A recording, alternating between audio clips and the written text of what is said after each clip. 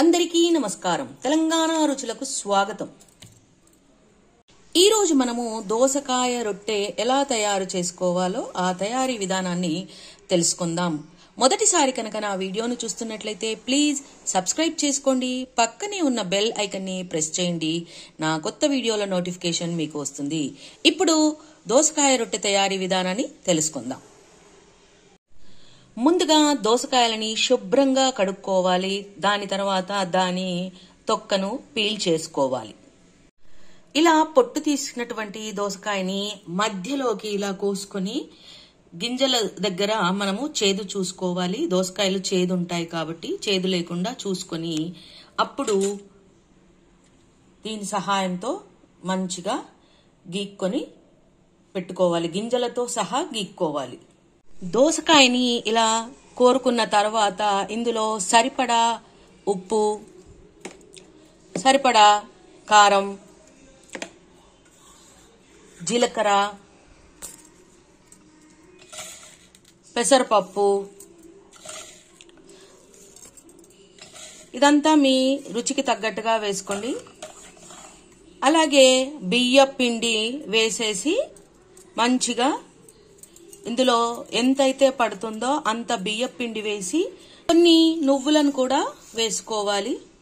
ఇప్పుడు మంచిగా పిసుక్కోవాలి. ఇలా ముద్దలాగా చేసుకున్న తర్వాత మనం మంచిగా పిసుక్కొని పాలిథీన్ కవర్ మీద రొట్టె చేసుకోవాలి. కవర్ మీద మంచిగా నూనె వేసుకోవాలి, లేకపోతే రొట్టె లెవ్వదు. ఇలా ముద్దలాగా చేసుకున్నటువంటి పిండిని దీని మీద మంచిగా ఒత్తుకోవాలి. మనము పెసరపప్పును అయితే నానబెట్టుకోవాలి, లేకపోతే ఇదంతా కలిపిన తర్వాత ఒక 10 నుంచి 15 నిమిషాల వరకు పిండిని నాననిస్తే పెసరపప్పు కూడా మంచిగా నానిపోతుంది. రొట్టె చాలా రుచిగా వస్తుంది. ఇలా రంధ్రాలు పెట్టుకొని కాల్చుకుంటే రొట్టె మంచిగా కాలుతుంది. పెంక వేడెక్కిన తర్వాత దీన్ని పెంక మీద వేసుకోవాలి. పెంక మంచిగా వేడెక్కింది. ఇప్పుడు పెంక మీద ఇది వేసుకొని మనము పైనంతా నూనె వేసి, నూనె కానీ నెయ్యి కానీ వేసుకొని మూత పెట్టి 2 వైపులా కాల్చుకోవాలి. రొట్టె 2 వైపులా మంచిగా కాలిపోయింది. దీన్ని మనము హైకి సిమ్కి మధ్యలో పెట్టుకొని కాల్చుకుంటే బాగా వస్తుంది.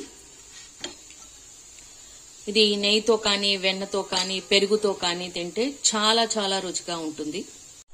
కమ్మగా, పుల్లగా దోసకాయ ఫ్లేవర్ తో ఉన్నటువంటి దోసకాయ రొట్టె, యమ్మీ దోసకాయ రొట్టె సిద్ధమైపోయింది. ఈ రెసిపీ మీకు కూడా నచ్చినట్లయితే మీరు కూడా ఇంట్లో ప్రయత్నించి చూడండి, ఎంజాయ్ చేయండి. మీ ఫ్రెండ్స్ కి, రిలేటివ్స్ కి షేర్ చేయండి. మరిన్ని వీడియోల కోసం ఎదురు చూడండి.